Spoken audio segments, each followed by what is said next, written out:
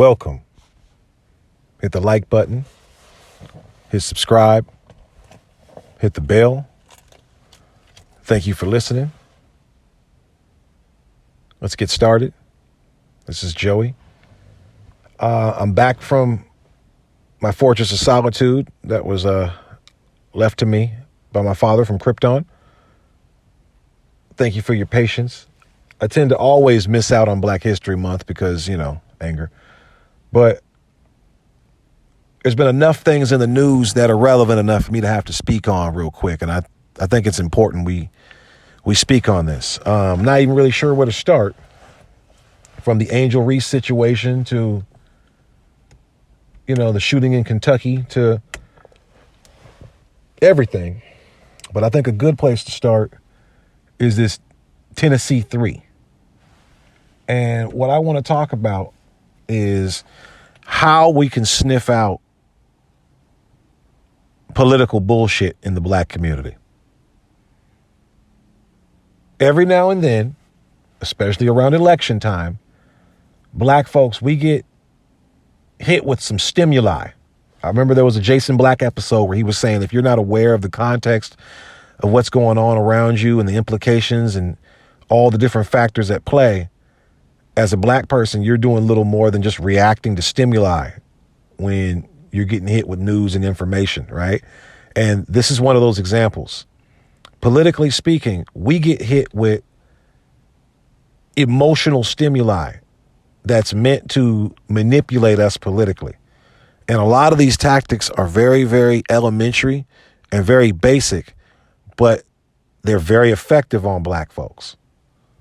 They're very effective on Black folks, and we don't have the ability or the wherewithal sometimes when we get caught up in these to realize that we're being sent down the river, right? We don't realize we're being set up. And I just want to do my part and point out some patterns to kind of let Black folks know this is a sign we might be getting taken on a joyride, that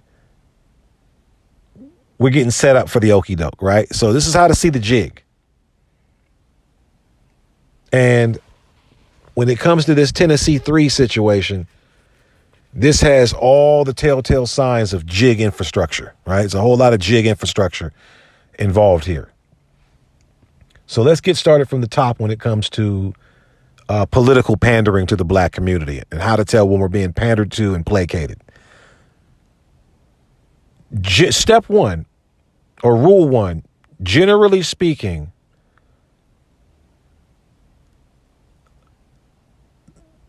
the fewer the tangibles, the bigger the imagery. Now, what do I mean by that? The less that the Democratic Party, when it comes to servicing the Black community, and really anybody, they do this with women, they do this with gays, they do this with poor people, but when it comes to Black people, it looks the most overt and the most corny, right? The less that the Democratic Party is actually going to do for Black people, the higher the rhetoric, the higher the imagery, the higher the symbolism will be for Black people, right? So if you want to look at the ultimate example of do nothing but look like you're really down with Black folks, look at wearing kente cloth and kneeling during George Floyd, right? Didn't do shit for you and was a giant ham-fisted symbolic gesture, right, that we didn't ask you for. We didn't ask you niggas to do the Wakanda Forever pose in front of Warrior Falls. We just wanted you to arrest some people. That's it. You didn't have to do like the theme song to Shaka Zulu. You just had to arrest some folks. That was it, to show that you're standing with people, right? The bigger, the smaller, the more empty the tangibles, the bigger the gesture. And that goes for the personification of it too, meaning the phonier, the more empty, the faker, the least sincere Black politician when it comes to black people and black issues in the black community is going to be the blackest acting, blackest by appearance black person you will ever see. The nigga that's not going to do a damn thing for you, your people, or your community as a black person, as a black politician, that's going to be the nigga that's going to be Ungawa black power with a bone through his nose and a spear in his hand. Because he or she has to play up the appearance of blackness to make up for the lack of black substance. They have to distract you with all that blackity black Ungawa Fanabi Dabi shit so that you don't see that this nigga's not really going to do nothing for you. So that's the first general rule. So when I look at this Tennessee 3 and I see two niggas that look like they're in Bone Thugs and Harmony. When I first heard about this Tennessee 3, I didn't know nothing about it. I'm watching it in my mom's room. I'm coming over to visit. I'm watching it in my mom's room on mute.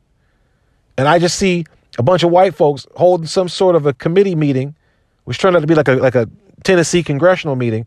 And without even having to ask, I didn't even see a close-up on them. I didn't even know the context. I just happened to see two niggas that looked out of place. And not just because they were black, but because they looked like Bone Thugs and goddamn Harmony sitting in the crowd. I said, who the hell are them niggas there?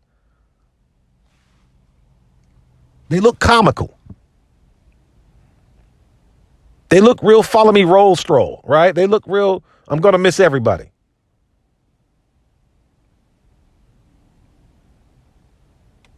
Talking with the black preacher accent that you got videos of just months ago. You weren't talking like that at all.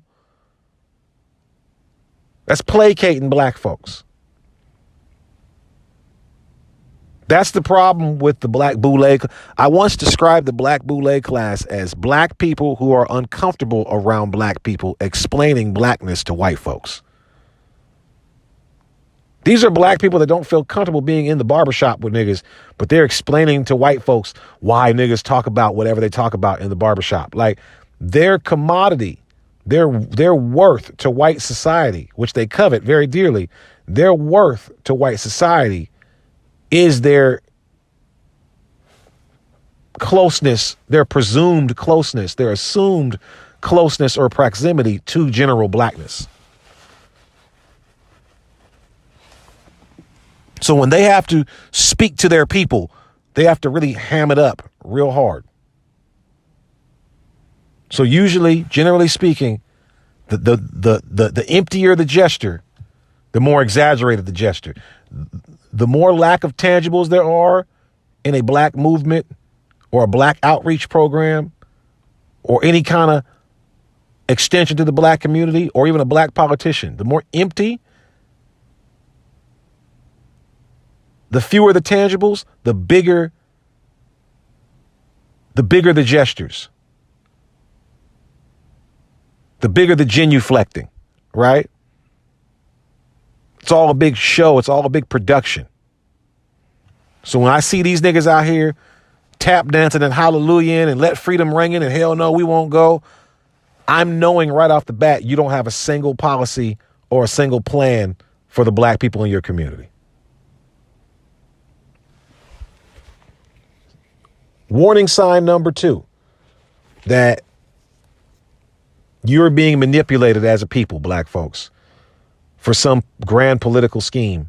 Warning sign number 2 is if white folks on the left, or whoever, doesn't even have to be on the left, is if there happens to be a convenient bedrock of white people supporting you.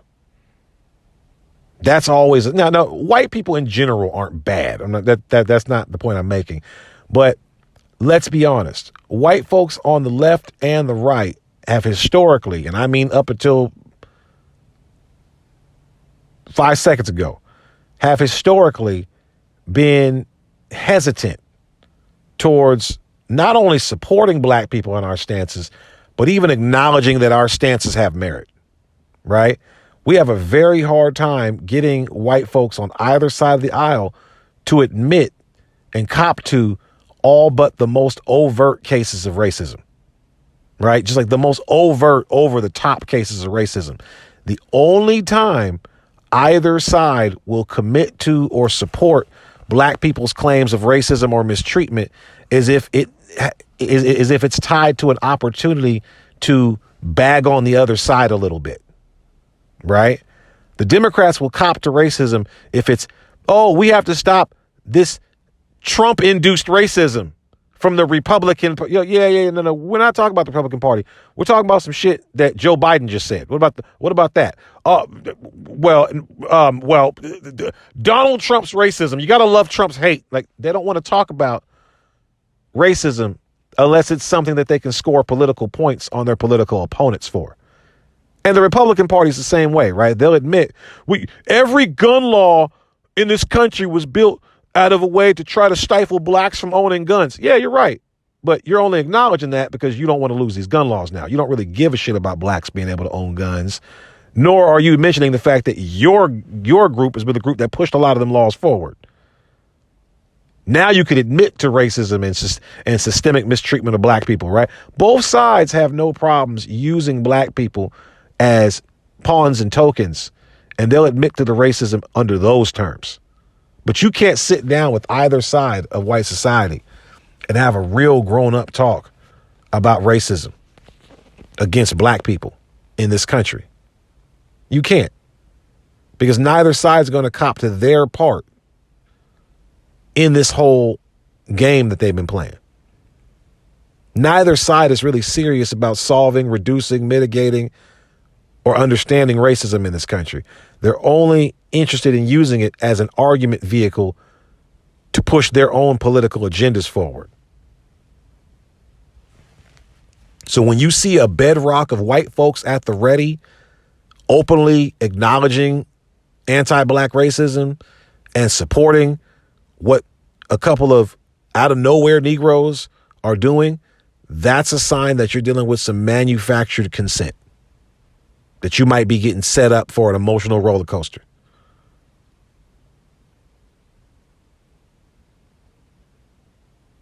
The third sign, and this really should have been the first sign, black folks, we are the same people that have come from the original slave ships. We all pretty much know each other. If we don't all know each other directly, we know somebody that knows somebody that knows somebody. So when a black person comes on the scene that ain't nobody heard of, and they've all of a sudden risen to the political top of white society amongst the blacks, they've become some black person who's an authority on blackness to white people, and we ain't never heard of that Negro. That's a big red flag. Big red flag. Black folks, we even know our coons. If Clarence Thomas came up somewhere cooning right now, we'd be like, we know Clarence Thomas. We don't like Clarence Thomas, but he's a homebred. He's a homebred coon. He didn't come out of nowhere. The new black judge that they put, we don't know where she came from. These are people that have been appointed to black society as, these are your black heroes. These are your black leaders now.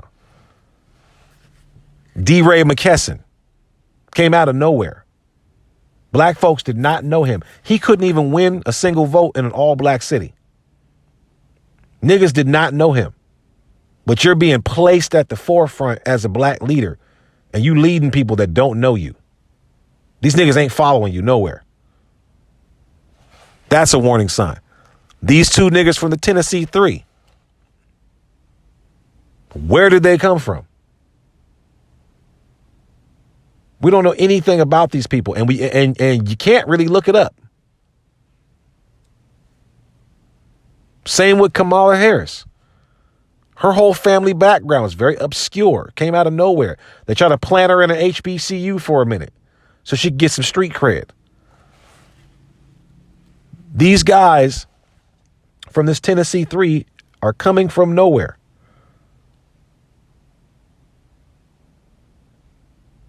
Fourth sign that you're being taken on a big emotional roller coaster and being manipulated as a people, black folks, is when you can't really say what is tangibly at stake for you if whatever they got you fighting for does or does not happen.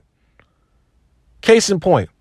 Okay, what do you really know about this Tennessee Three story right now? Is that some black Congress people are being kicked out, are being motioned out of that Tennessee Congress? What's that do for you? What were these niggas on the cusp of doing that is now, what are these niggas on the cusp of doing for black folks that is now prevented or halted because they're being kicked off? What have they been doing for black folks that now this is a step back for us, other than the symbolism, other than the bad optics of you're kicking out the two black guys, but you're keeping the white woman, right? What other than that is affecting the black community right now? What were these niggas on the cusp of doing? Were they just about to buy NBC? What were they on? What were they even doing to get kicked out, right? They were doing some fight for gun control shit, which is going to bring me to my next red flag. But what were they doing that was at stake for the black community that the Democratic Party really wants us to get behind and be emotionally invested into? What were they doing? Nothing. They have nothing in their track record that's specifically for, about, or from the black community. Which brings me to my next point when I say from the black community. Red flag number 5. I think it's number 5. Red flag number 5. If whatever this group of black people or whatever this movement that they want black people to get emotionally invested in and get behind and give momentum to, if whatever that thing is something that aligns with the goals of the Democratic Party and not the black community. Case in point. Studies have shown, and this is Democratic National Committee studies. They have think tanks. They know exactly what black people want every election season. They know exactly the type of issues that are important to black people. They know the exact type of things that black people want to see voted in. They know the exact type of provisions that black folks are looking for. We're not stupid. We know what we want. If you look at, as a list, the things that black people find important to vote for, and you look at things that are on the Democratic policies, on the Democratic platform, they do not line up at all. The Democratic Party is not at all interested in what black folks want at all. And the Democratic Party's values don't line up with the black community's values whatsoever. None whatsoever. In any specific way. There's certain general things we all want, right? We want more education, better health care, right? Less crime in the street. Those are general things that even the Republicans are going to say, yeah, we want that too. But when you look at what the Democratic Party offers as a platform, immigration, that's in direct competition with the black community. Where do you think all those immigrants get moved to? We don't have a good time with these immigrants. Right? Funding the police and police reform. We don't want that shit. We didn't ask for that shit. You're not fighting to make sure that black folks are getting their fair share of contract opportunities and funding and resources like you are for other groups, like you are for the Asian Pacific Islander community or the Hispanic community.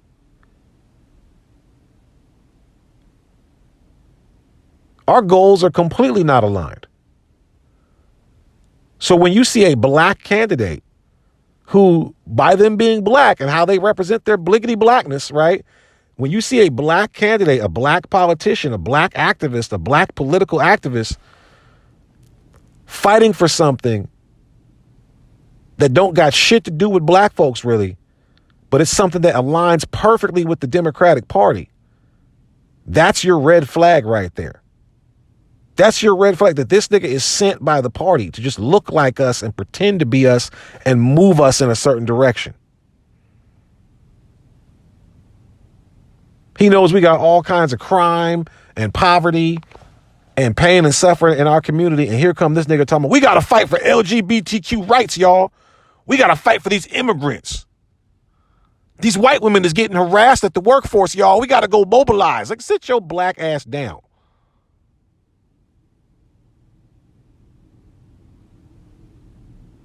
When you see them fighting hard for some policy or something that aligns perfectly with what the Democratic Party is trying to get cracking, but don't got shit to do with black folks, and you see that the party and all this movement from the local liberal or the local right-wing white folks is right behind them, and they're supporting them and giving that person a voice and elevating them. After all the people that you've seen these parties stymie and silence in the black community, when all of a sudden you see a nigga that they're promoting and giving a platform and giving and signal boosting, that's a big red flag. And they're not doing anything that has anything to do with your people. They're trying to push some agenda on you. Where is that agenda coming from? How is this person getting a platform and getting signal boosted? Why? To what end? These are all your red flags. When these media outlets that do nothing but siphon the racial element from stories in order to tamp that down, if you look and all of a sudden see now that they're pumping this story up and every headline is black people expelled and they're really pushing the optics, that's a red flag. Nobody can tell me what these niggas was doing for black folks.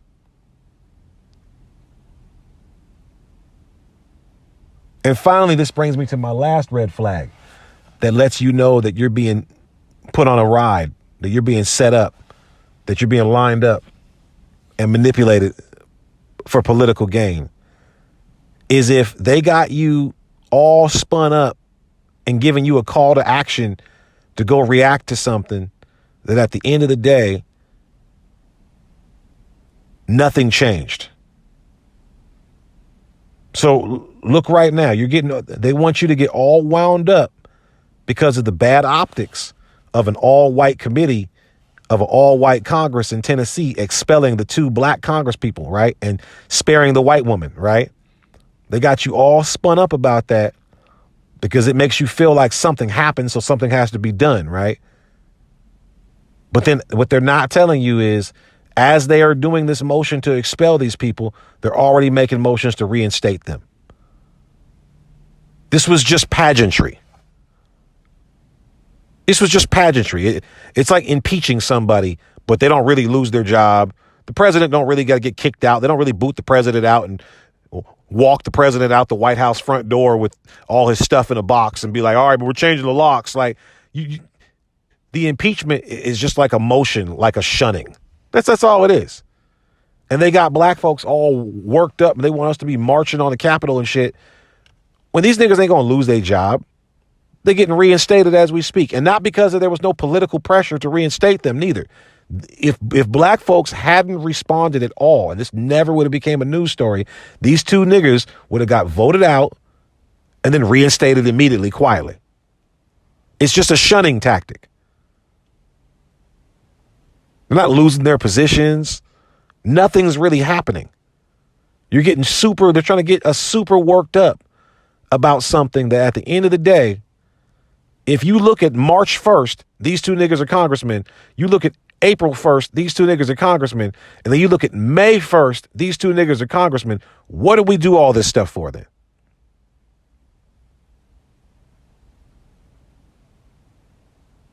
These are your red flags to let you know you're being set up. You're about to be bamboozled. They want you all worked up for these Tennessee 3.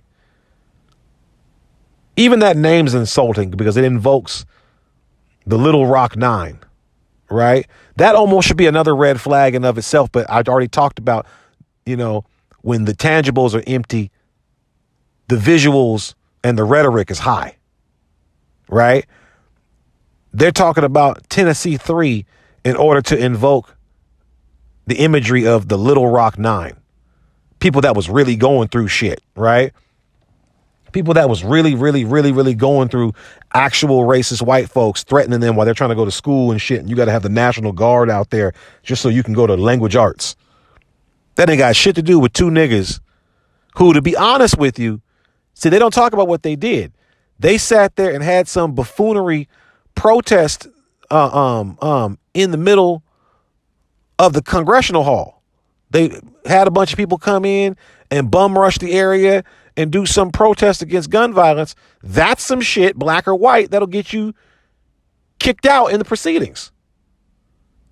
Congress has a specific decorum that they go by to be heard. It's supposed to be a big ass deal when you even get a few minutes with Congress. That's why they be taking minutes and, hey, sir, I'm reclaiming my time and this has been sustained. And remember, it was a big old deal with black folks when you saw Maxine Waters saying reclaiming my time. How would you feel about Maxine Waters getting disrespected if a bunch of protesters that were protesting something she was talking about just walked up into Congress and was dancing and making a bunch of noise and chanting and cheering and took over Congress for a minute on the black woman? And then she turned around and said, I want those people that did that, I want them expelled from Congress because you're no longer going by the rules and the decorum of Congress. You have a vote, nigga. You don't got to do no protesting. You have a vote. You're a congressman. You can protest with your vote.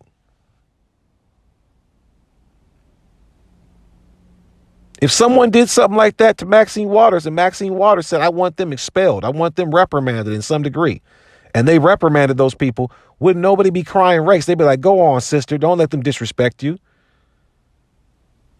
These fools disrespected that House of Congress.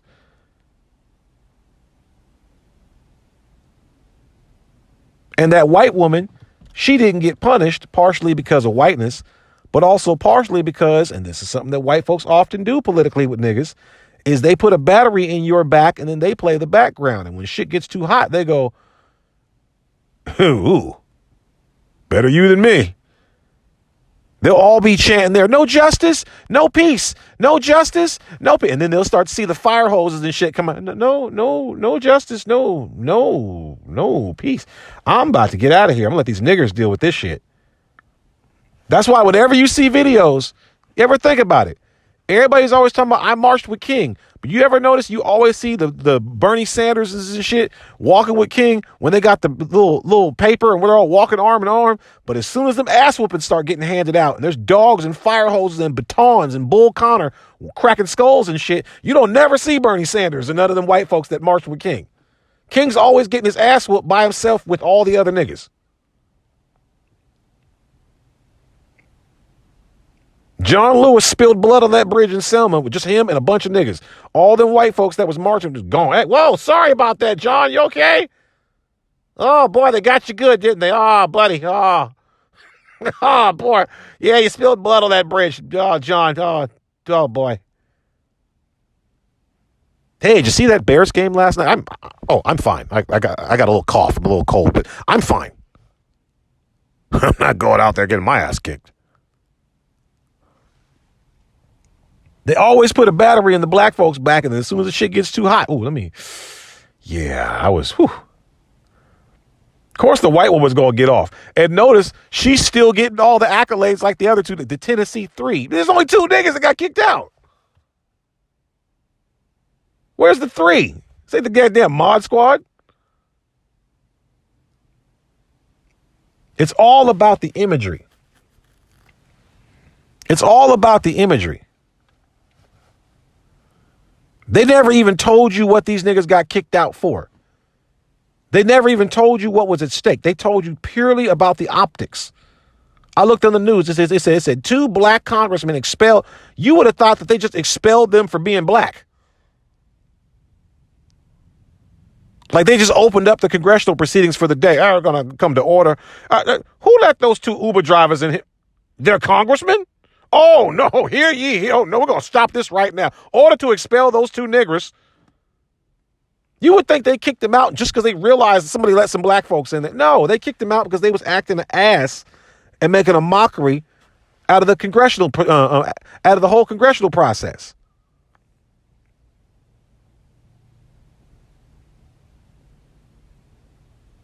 But it's not your job, black voter, black person, to know these things. Your job is to react to stimuli. You're supposed to turn on MSNBC and see 2 black people getting expelled from the Congress House. Go, they racist. We need to go down there and march. That's what they expect you to. That's how dumb they think we are. That's how dumb they think we are. They think that they can just show us that part and we're just going to react to stimuli and just start marching. This is the stuff I be talking about. That with no political leadership, with no black political adults in the room, You're going to forever have bullshit like this. You're going to forever have no voting, no vucking. Yeah, that's a real commercial ad. You're going to forever have take your booties to the polls. You're going to forever be mocked. You're going to forever have Martin Luther King statues that look like giant dicks. You're going to forever have goofy shit like that because the people we have in charge of us that have been appointed to us to represent us, there aren't people we've selected. The people we have as black representatives that have been appointed to us have been appointed to us because they are incompetent and buffoons. And we have to switch out that management as soon as possible, or we're going to always be dealing with stuff like this. And it's getting lower vibrational, if you notice it. See, this was done a lot smoother a couple of years ago when it was Roger Moore in Alabama. And black people got, I forget the prosecutor's name now, but he's the new senator of Alabama. And they got him voted in because they used the imagery of that's the prosecutor that prosecuted the guy that bombed that church with the 4 little girls back in the day. That's some strong energy, some strong emotional manipulation right there. You played one guy talking about the Klan is good, and you played the other guy, I'm the guy that convicted the guy that bombed the black girls' church. Oh, of course black folks is going to turn up and show up and flip the polls over. That was good bullshit. That was well played, emotionally manipulative bullshit. But this right here is lazy because the Democratic Party is getting more desperate. And they're trying to go to that well that's always been faithful, which is the black vote. But this is very, very sloppy. And I just wanted to give you those red flags. It set off every spider sense I have when I saw this story drumming up. And I'm very proud that black folks, I haven't seen black folks this cautious and seen this many red flags. Let's go over another story real quick that had all them red flags. The Jussie Smollett story. The Jussie Smollett story. Instantly, white folks in the liberal media was behind this story 10,000%. Instantly, they were willing to say racism and homophobia. You always got to throw that and homophobia or and brown at the end of it, right? They instantly were behind it. There was no question that Jussie Smollett, his situation needed to be taken action against, right? There was this bedrock of white support from powerful white media entities instantly. It was a big story instantly. We were only told about the imagery. We didn't know how they got into an altercation. We didn't know what had transpired. All we knew was angry white guy's MAGA hat beat him up, called him a...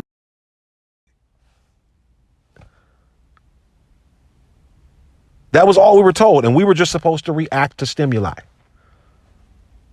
Remember that? Remember, Jussie Smollett's situation was instantly tied to a law that the Democratic Party really wanted to pass that they swept through on that emotion. Before anybody even really knew what happened, there really wasn't even momentum for it. Black folks were still like, wait a minute, what's going on? And they swept through and changed some bill and slapped some gays onto an anti-lynching bill. So right there, there's 3 of the red flags right there. White folks was instantly acknowledging it and supportive of it. It tied right into what the Democratic Party wanted to do. It had nothing to do with black folks.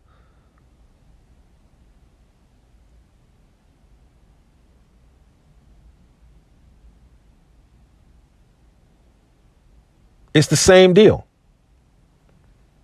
And just like Jussie Smollett, look what happened when there was a little bit of time to let the dust settle. Look what's happening with these 2 guys now that black people are doing their own research on these niggas. Just a cursory evaluation of either of these niggas shows you something don't add up right. And you notice that the second black folks, they was trying to drum this story every day. They was trying to drum this story on rotation every day. You notice that the second black folks started questioning things. You notice the story's kind of falling off now. That story was aimed at black folks. If black folks ain't biting, what's the point of keeping the story up?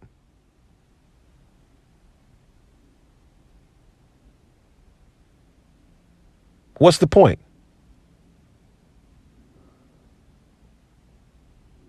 There's a need to manipulate black emotion. There's a need to get black interest back in these politics because white folks on the right are vested in these politics. White folks on the right are vested in the outcome of 2024. Black folks, we've been disrespected by this president so much. And we've kind of been left alone by Donald Trump to the point where we don't really got a problem with that nigga. So we can go either way. You can't scare black folks with the idea of a racist president when your alternative is Joe Biden. Like, get the fuck out of here, right?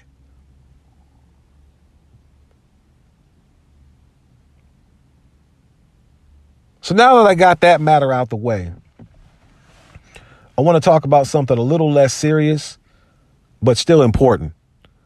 The Final Four, the women's Final Four just wrapped up, and Angel Reese just got done whooping on that little white girl, Caitlyn. And I want to point out something that this is a good example to use.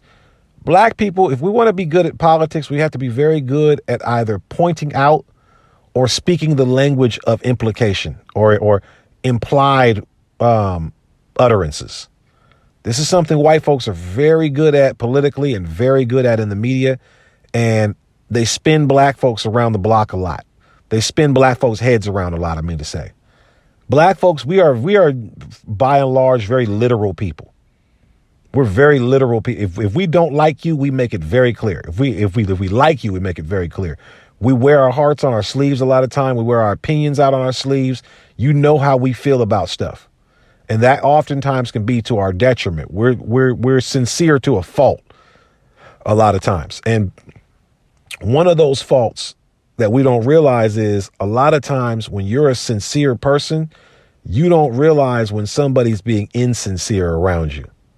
When you're a genuine person, a lot of times you don't really realize a lot of fake shit that might be happening around you or to you. You might not realize when you're in danger. You might not realize when someone's insulting you right to your face.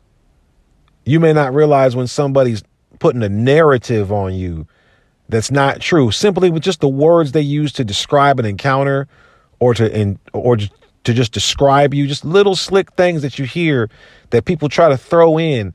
And how people work, how manipulative minds work is if they can slip in an insult to you to your face or get you to kind of cop to something to your face, if they can insult you to your face or imply something to your face about you and you don't immediately defend it or call it out, it's assumed true by everyone that witnessed it. And it's very important as a result of that you defend your reputation vigorously around those who may want to put dirt on your name.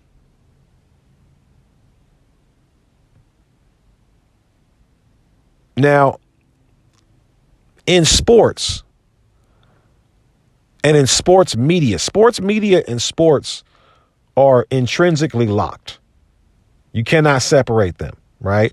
Sports media and sports is more tied to each other than regular media and current events and world affairs. Sports media has more power over the narrative of something in sports than regular news has over our everyday lives. And regular news has a lot of power over the information we receive in our everyday lives. But sports media is even more so. It's a complete monopoly. Sports media, because sports media is the master of the narrative. Narrative isn't the ability to tell you what did or didn't happen. Narrative is the ability to paint what did or didn't happen in a certain light. I can go out here and be a basketball player and grab every rebound every night. I can have 30 rebounds a night. I can be out here diving on the court, risking life and limb, jumping into the crowd, going after rebounds like a wild damn dog. That's what's actually happening. That's what's happening if you're recording history. I'm diving after every rebound and I'm getting 30 rebounds a night. Now, the narrative can either be that I'm a hard worker and I'm a floor cleaner. I'm a lunch pail basketball player. I come in, I take all the bumps and bruises. I got sweat equity. I put in work, man. Man, this guy works his ass off and he gets every rebound. Or the narrative can be that I'm overly aggressive, that I'm a ball hog, that I'm a stat pumper, that I'm just going after rebounds to pump my stats up, that I compete with my own teammates for rebounds and get us in situations that aren't good, that all I can do is rebound, that I'm collecting rebounds in garbage time during times of the game where the game's out of hand and don't matter anyway. However you want to paint me with the same facts, that's the narrative.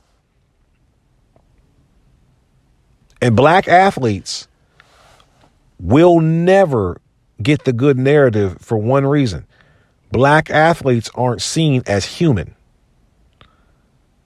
There's little things white media says about black athletes that black people don't really realize we're being insulted, because we don't have that in our mind when we talk about white athletes. If there's a good white athlete, black folks are like, oh, hey man, that nigga's good. He's a good white athlete. You get some white track star, you get some white football player.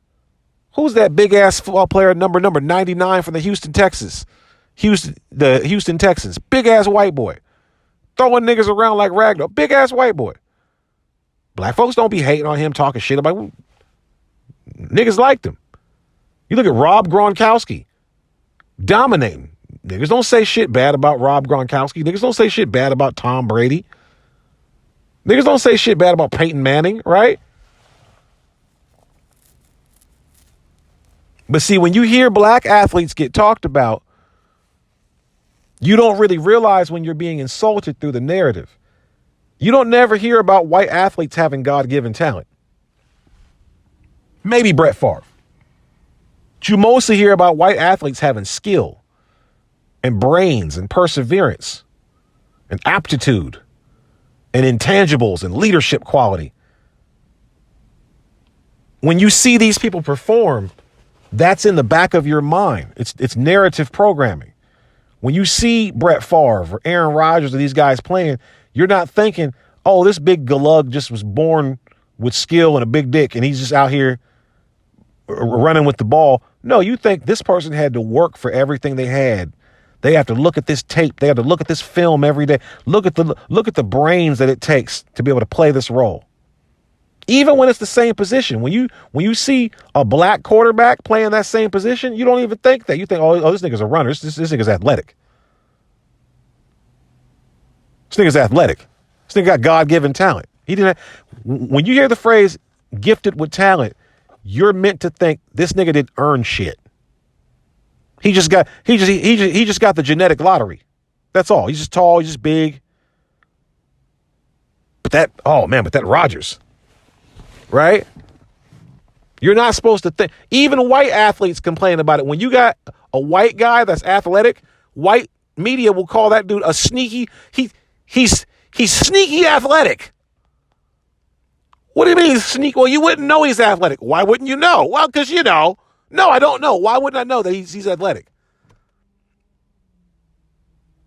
He runs a 40 and 4.4. He's athletic as shit. Well, he's sneaky athletic. You wouldn't think because he's the white guy. Even white athletes will complain about that. So when you're the black person, when you're the black athlete, and your narrative is that you're just gifted with talent, you didn't earn anything. You don't feel pain like the other person. All your athletic feats are nil. Damn helicopter. Welcome to the Joey T podcast, right? When you're a black athlete and your narrative is you were just blessed with talent, you were just gifted with talent, you never had to earn, you've never developed a skill. You are where you are because you were just born like that. When that's your narrative, nothing you do is really considered impressive because you were just born with it.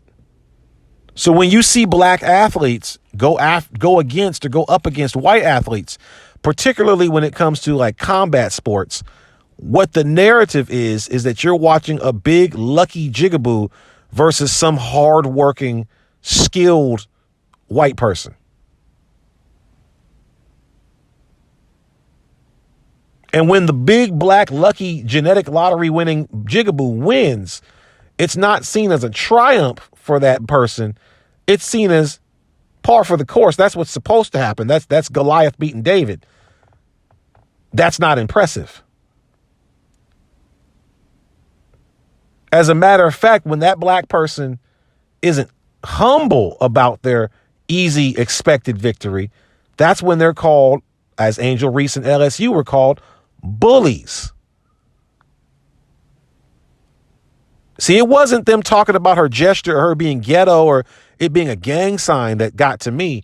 It was the fact that they called those young girls bullies, as if they had some sort of, unfair advantage against their white counterparts. This is something I used to hear a lot during Serena Williams matches back in the day. I don't like Serena because she doesn't give the other girls any chance to win. Since when in competition are you supposed to give the other person who you are competing against a chance to win? I just don't like that she has an unfair advantage. What unfair advantage does Serena Williams have? She gets drug tested all the time. Before every match. After every match. Probably during every match. What unfair advantage does Serena Williams have? Well, she just has an unfair advantage. And then that's where all the she's built like a man talk came from. That didn't come from black men. I don't like how that got tagged on black. That's not true. That shit came from white society. They used to always be like, she's built like a man. She's too muscular. That was because she wasn't, quote unquote, giving the other girls, the white girls, a chance to win. The black athlete's always seen as having some sort of unmentionable, unfair advantage. I just got done watching a Shakur Stevenson fight the other night. Shakur Stevenson, 19-0, undefeated. He's going up against some dude from Japan who's 16-0, undefeated. These niggas is both undefeated, professional fighters. Shakur Stevenson put a hurting on the boy. Beating him so bad, like he was just doing pad work. Knocking him down, smacking him all in his shit. You know you're getting beat up when you got to get up as a boxer and look around and figure out where the hell the boxer is to hit you. Like, yo, man, I got jumped. Was that the training crew? Beating the daylights out that boy. I like boxing. I turn to all the boxing pundits and shit, like the Teddy Atlases and all that stuff. I go to Teddy Atlas. Teddy Atlas talking about, it was a boring fight. The fight was exciting as hell.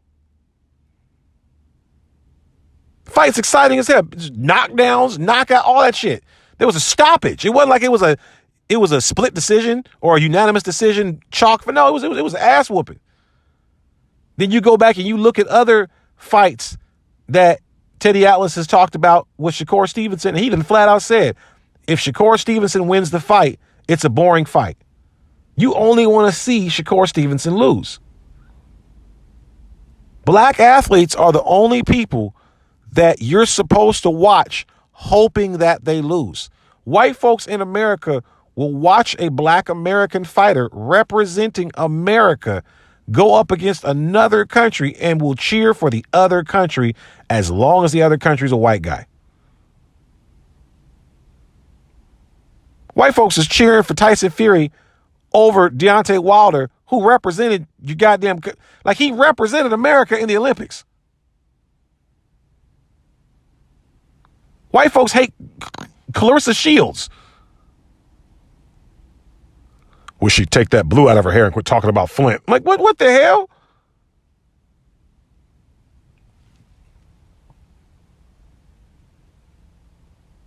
Black athletes are seen as having an unfair advantage. And that unfair advantage is blackness itself. It's blackness itself. There's athletic white folks all over the place. We don't have an unfair advantage. Look at the NBA right now. They got a white boy, Luka Doncic, playing over in Dallas. Now, he don't play no defense. He scores a lot of points. Look at how quickly they're trying to make this dude the MVP and pump up his name and do all this shit. Meanwhile, you got other black dudes that are playing in the league that are doing way better than him. What's his name? Giannis over in Milwaukee. Plays both sides of the court. Don't take no games off. Takes all his fouls and his bumps and his bruises like a G.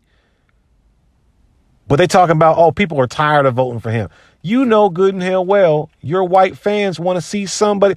Look, it's perfectly fine for white fans to want to see a white athlete that looks like them be the top dog again.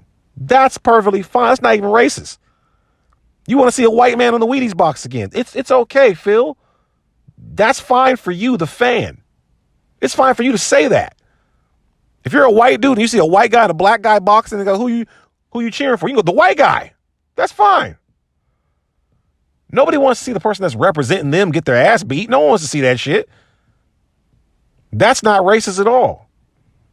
The problem is when your media spins a narrative that always makes the black guy the bad guy. When your media spins a narrative that dehumanizes black athletes and makes them like the monsters from damn Space Jam, so that when you see us endure pain, when you see us persevere, when you see us overcome obstacles in the arena, it doesn't look like it's that much of a physical feat or that much of a mental feat or that much of a spiritual feat because, oh, well, they're black. They're just blessed with talent. They're just born with it. They don't really work at anything. Like Randy Moss wasn't out there running routes and shit and getting his skill set down. Like these niggas really don't work hard. They just wake up one day, well, I'm just an NBA athlete. I'm just good, huh?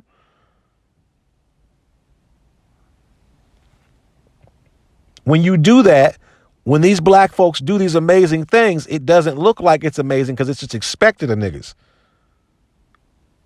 But when the white boy does, oh, look at this guy. He's over here. The quiet part about this NCAA tournament is that white girl was lighting folks up, and it was extra impressive because she was doing it against black athletes. That was the only all-white team in the tournament, and they was hanging tough with all those jigaboos. And they're like, look at these pure all-American saintly white women out here defending the white Aryan race against these niggers. Oh, God, they are saints. Oh, my God, they are the wind beneath. Go, Katie, go. And then you got these big old strong black girls who's just blessed with time, just woke up like this, right? Haven't exercised today, probably ate hot Cheetos on the way to the damn gym. Was an hour late because they had to go get a press and curl. I'm just coming. I got my nails done. Just no respect for them. They're not playing the game the right way at all. And you know what we mean. They come in here with their big asses jiggling, twerking, run up 113 points on poor Katie. Damn those niggers. How dare. And she has the nerve to rub it in. All that bully. All that bully. You know you're bigger, stronger, faster. You don't have to rub it in. Talking about you can't see. Of course she can't see you. You're fast as hell. How dare she bully our girl? That's what that shit turned into. And you notice a lot of the vitriol and a lot of the nastiest comments and a lot of the guttural reaction came from white pundits and shit on the left, not the right. Keith Olbermann's from the left. He came out talking big shit. And you can't act like Keith Olbermann wasn't aware that Katie girl had been doing that sign this whole time. He's in the media. He knows the story. He knew full and well the full context of what had been going on when he made them comments about Angel Reese. It's not even about the gesture. It's about the fact that they called them girls bullies. Because we're supposed to let them win at shit. And that's what this whole white supremacy experiment has been about that we never talk about. For as much as white folks talk about woke culture and, oh, everybody gets a trophy now and everybody's a special snowflake. No, white supremacy is the original special snowflake. That's the original special handout program of can't nobody be higher than these people. It's not because you guys have been achieving all this great shit. You guys stomped everybody else down. Niggas weren't even allowed to invent shit without having to give it to a white person. But here you go. It ain't shit. What do you like? You made black folks hand over shit. Here you go, Jack Daniels. Here's my recipe for how to make some good liquor. Here you go. That's right now, nigga. I can't have you having this recipe out here now. You heard we did to the woman that had them 11 herbs and spices, nigga. You better cough it up. You know how many exploits, how many inventions, how many ideas have just been ripped off by white folks?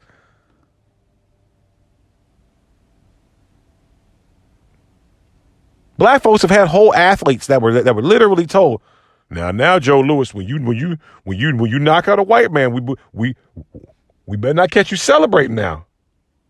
You better just go ahead and nod your head and walk off the stage and say he slipped. Don't you celebrate, because you know white folks have race riots when they lose sports matches. Ain't that ironic? We're savage, wild, big-nosed having monsters, but we ain't never had a race riot when we lose a match. White folks will have riots when they win a game. We won! Go Alabama! Roll Tide! Flip that fucking car over, Kyle! Flip it over!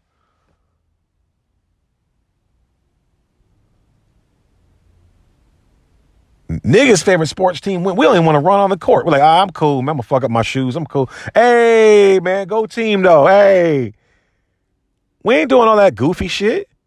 You know, we're trying to catch a case. Hey, man, what you in here for? Oh, man, I was celebrating, nigga. Alabama won. What the hell's wrong with you? That's white people shit. White people get really emotionally invested in these games and these sporting matches and shit. If you catch black folks throwing hands and fighting over a sporting match, nigga had money on the game. Nigga had money on the match, right? Like, that's different. That's different. White folks get emotionally invested in these things because they understand that seeing these athletes in these larger than life capacities are the peak examples of human physicality and performance. And every time you look around, you see a black person at the helm of that. That shit don't speak right to you as a young up and coming white person. So you need to see a white heavyweight champ. You need to see a white basketball champion. You need to see white football heroes and quarterbacks and shit. You need that shit. Black folks were used to seeing it. Well, okay, cool. It was dope seeing a first black golfer for a minute. That was hot.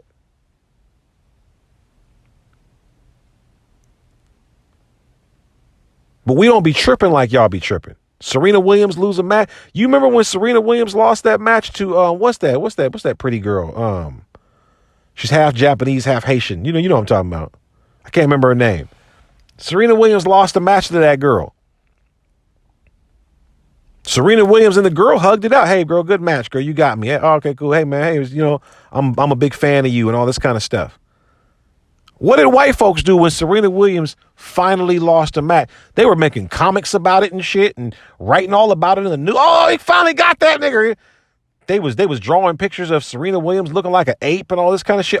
Think about all the money Serena Williams has brought these white folks in the French Open and all these shit done to elevated the whole sport of tennis and made it a more appealing thing to a wider audience.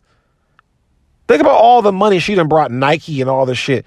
And that's how you're going to depict her when she finally lose a match. You're going to depict her as some ape jumping on her tennis racket and shit.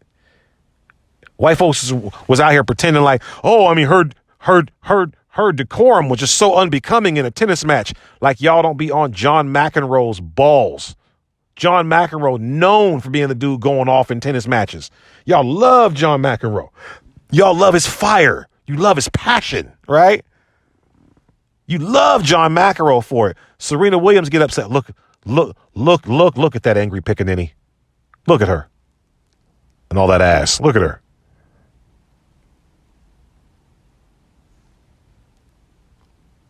The hypocrisy be on live display all the time. And see, the thing about a hypocrite doesn't realize that they're being a hypocrite because it's been bullshit for them the whole time. They were just saying that thing to get to that result.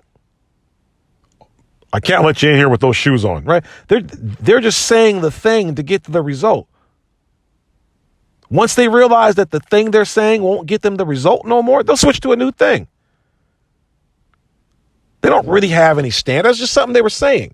They don't really give a shit about Serena Williams' decorum on the court. They love John McEnroe. They love Andre Agassi.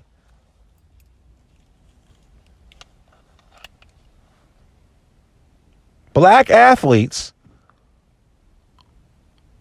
are seen as the boogeyman. And the boogeyman was supposed to lose. They had that whole story lined up. That little white girl was supposed to be torturing these black girls all through the Final Four and win her trophy. And they were going to have the story lined up. See, all the little girls around the world. Now you see these matches and understand that you can have skill and brains and you can. There's nothing this girl was doing that was showing she had more brains than anybody else. She's shooting baskets like everybody else. She's shooting the basketball. The other black girls are shooting the basketball. But they kept talking about her IQ and her smartness. No, nigga, that's narrative. That's narrative. And as black folks, we don't understand when we're being insulted right to our face with narrative like that. Somebody doesn't got to say, you niggers aren't working hard. They'll be like, oh, well, you were blessed with talent. That's a way of saying you didn't really earn what you got. Little slick shit like that. Little slick shit like that. And this isn't even the first time that we've seen, and I want to be specific, white American media get white America to react a certain way with regards to race and then get scared and back away from it. Do y'all remember when Richard Sherman yelled near a white woman? Not even at her. The things he was, y'all remember a couple years ago, the Seattle Seahawks, I always got to throw some Seattle shit in here, versus the San Francisco 49ers. It was the NFC Championship game.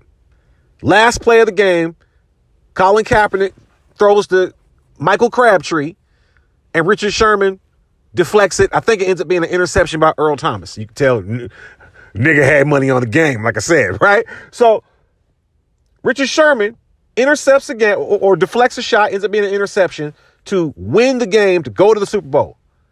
Richard Sherman's charged up. We just overcame our opponents in a big rivalry game, right? I think the girl's name was Erin Andrews. Now watch this. Erin Andrews, who was interviewing Richard Sherman after the game, and Richard Sherman takes the mic. It's a hyped up, jacked up moment. Right after the play, Richard Sherman gets the mic and says, that's what you get. He's looking at the camera. He's looking at the camera like he's a WWE wrestler doing a promo. He says, don't you ever disrespect me. Throwing to a sorry receiver like crap. He's going in. He's looking right in the camera. Aaron Andrews gets clarification. Like, who was talking about you? He even names it. Crabtree. He names the dude by name. At no point was Aaron Andrews the target of his vitriol. What did white folks get mad about? Oh, that thug was scaring that woman. He was scared. Look, he was yelling at that woman. He wasn't even yelling at her.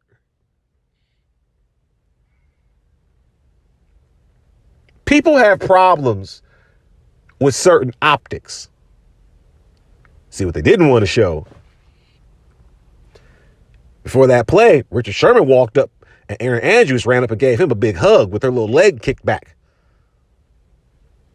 See, they love to play the thug theme.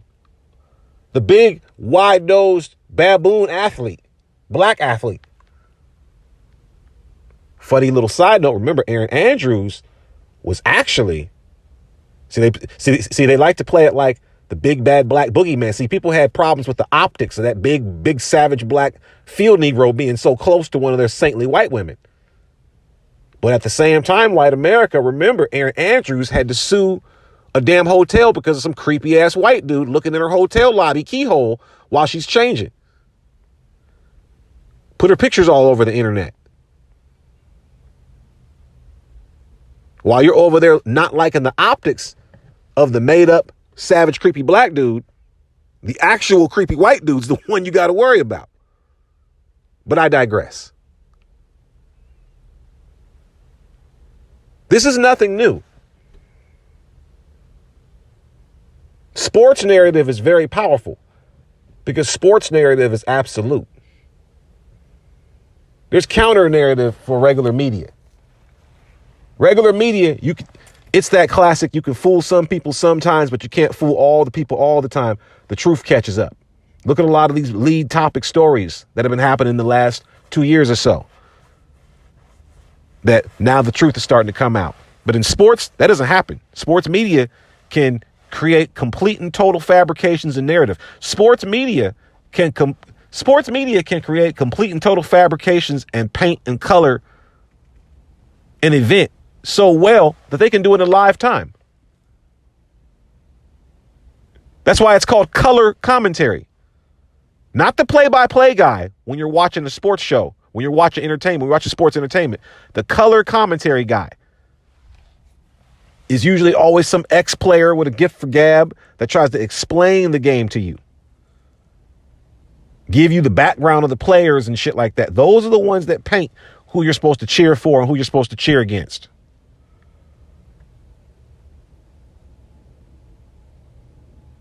And black athletes, you're seen as all athletes are naturally gifted, even the white ones. All of them are naturally gifted.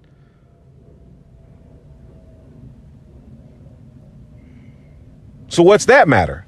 Now we're discounting the skill and the work ethic that these dudes are putting in, or these ladies are putting in.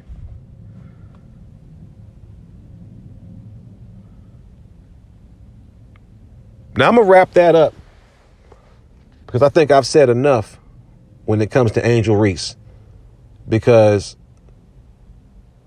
there's going to be plenty more opportunities to point out these hypocrisies. And these hypocrisies, at some point, you start to see such a clear inconsistency in the hypocrisies that you realize that this is not an hypocrisy as much as it is the law of the land. See, there's unwritten rules that are implied but never said. Yeah, let's go in a little bit further. Let's talk about sports in general for black people. Let's use the best examples will be the NFL and the NBA, especially the NFL. In the NFL, they openly tell you, we're giving you an opportunity. When you listen to how these white pundits, how these white sports media guys, even the black guys, because the black guys are all whipped and trained. When you look at the NFL, that's as close as you can get to like high price slavery. Like, what was it? Michael Bennett from the Seahawks once said, NFL stands for niggas for lease. No guaranteed contracts in the most dangerous of the big three sports. The sport where it's most common to get a season-ending injury or potentially brain damage, right? You don't got no guaranteed contract.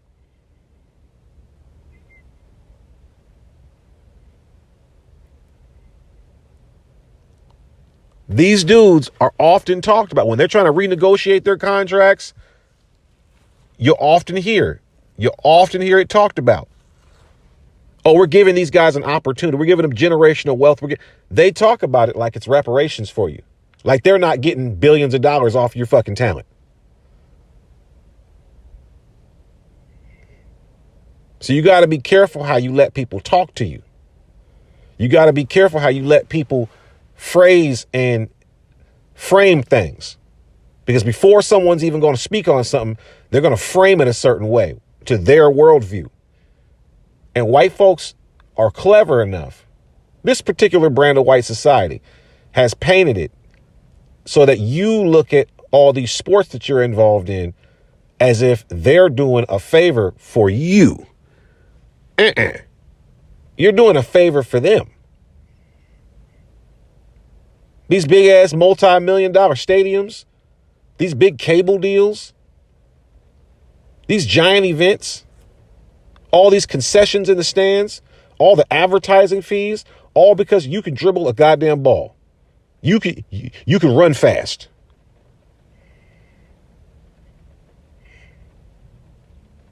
You're bringing all that in. Y'all remember that college football team? They wanted the racist coach gone, and the college was hemming and hawing. And excuse me, not the coach. It was a dean. It was a dean of the whole school, and the rest of the school was protesting and doing all the stuff to get notoriety for it. Nothing was working, and the school wasn't budging. And then the football team, right before the big game, one of them big bowl games or something, stayed in the locker room and said, "We're not coming out until I get rid of him." They got rid of him before the game started. They got rid of that dean lickety split.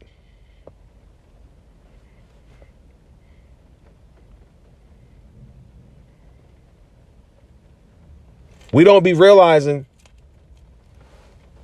when we're being insulted. Sports is dominated by black folks, but the sports media is dominated by white folks and very, very well-behaved, well-trained blacks that they put through.